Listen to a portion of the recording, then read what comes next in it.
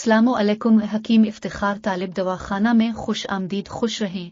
बच्चे की पैदाइश से पहले वाटर थैली का फटना प्री लेबर रप्चर एक ऐसा हालत है जब आपके बच्चे के अर्द गिर्द सयाल से भरी थैली फट जाती है।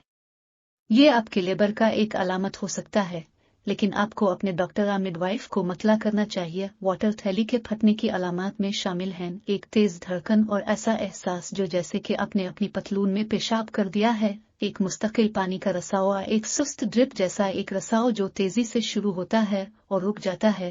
आप एक छोटा सा पॉप गौड़ा फटने का एहसास सुन सकते हैं या महसूस कर सकते हैं। वाटर थैली के फटने के बाद आपको एक पैड पहनना चाहिए और अपनी अंदाम निहानी को साफ रखना चाहिए। आपको अपने डॉक्टर की हिदायत पर अमल करना चाहिए कि आपको कब और कहां जाना चाहिए।